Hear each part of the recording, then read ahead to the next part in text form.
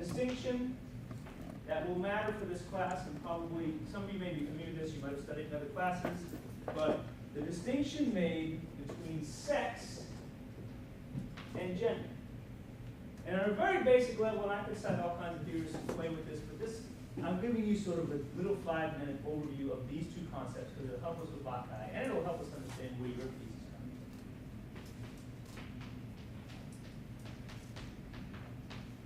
from. Sex is a biological category.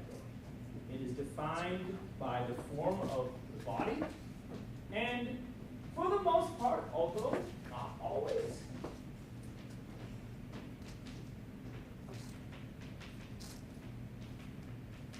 there are two categories in most of nature. There are some moments of androgyny in the animal world, certainly in the plant world, and there's even animals that can switch sex during their life cycle. But as a general rule, and certainly a strong distinction is made between these two biological categories. So when you first arrived on this planet, likely you had one of these categories pretty clearly defined.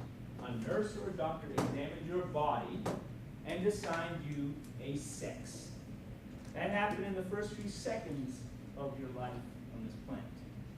But within the next 15 seconds to 10 minutes, somebody assigned you a gender.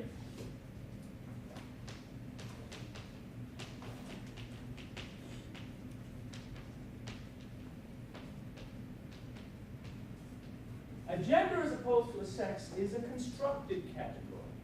Social category, norms established by a culture that enforce an identity upon you.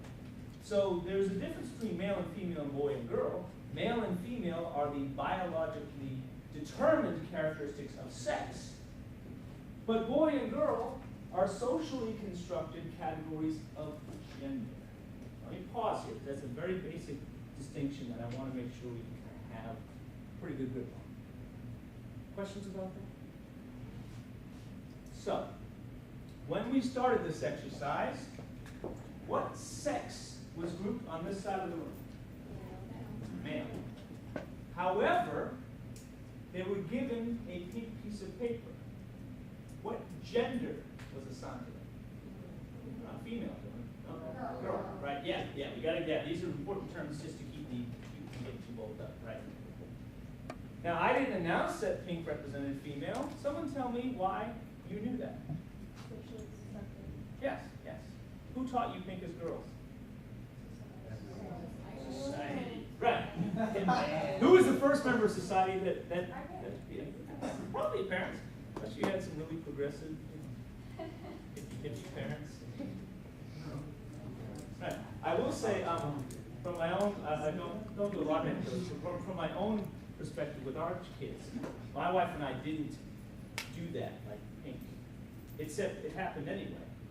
It happened anyway because everybody gave gifts. And then you weren't going to stick on grandma and say, we're not going to put your pink dress on the daughter.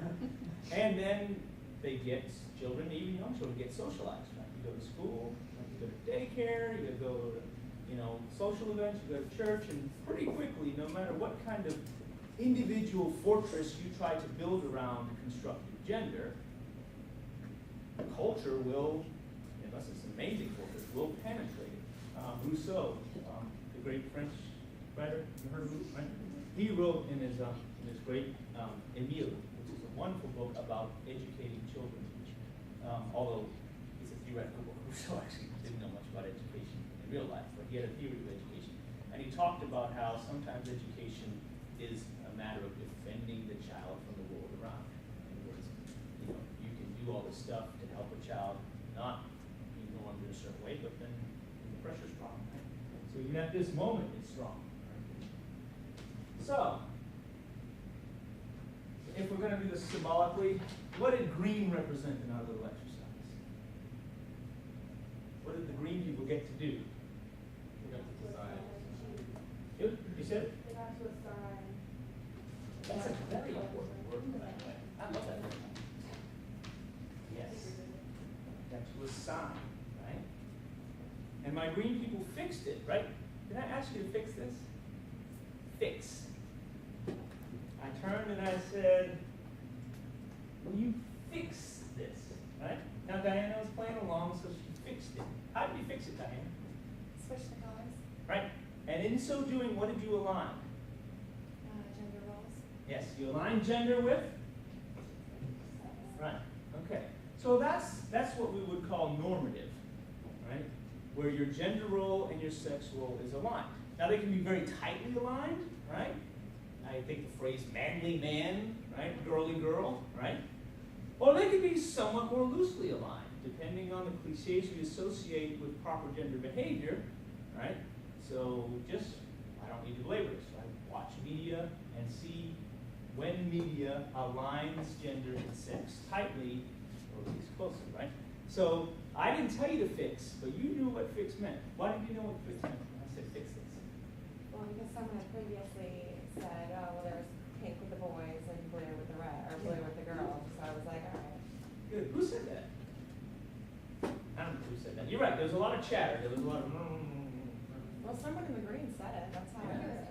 Who said it? Yeah, I said that it was, I was like, the boys had green. Right. Yeah. So us greens up here, a mixed sex group, right? We're trying to figure out how to fix. So we had one fix, right?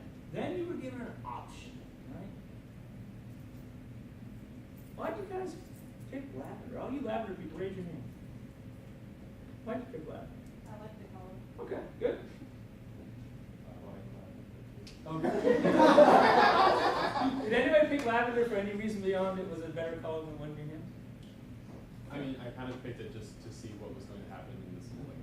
Yeah, all right, good, good.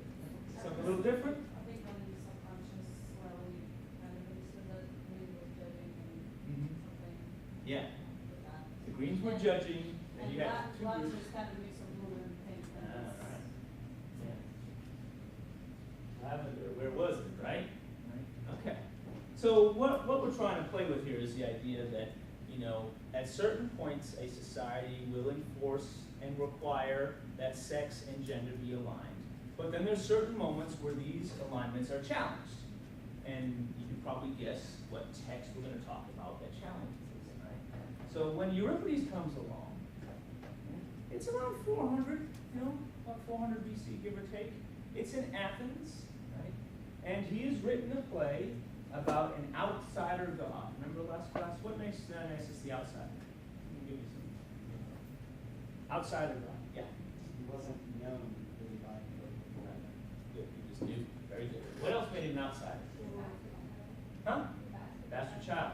Good. What else? Makes some God and, A lot of gods were that way, but you're all right. I mean, the parentage, demigod, I guess, is one of the ways to look at it. He certainly wasn't the Olympian with both parents' gods. What else? Geography. Remember geography? This is important. Very good. Nicely done. Came from Asia. Remember the outside of the Athenian world, right? So you have an outsider god and a play about an outsider god being presented in Athens, the center of the Greek civilization. And the play deals with the question of inside, outside, and the question around these issues, sex versus gender.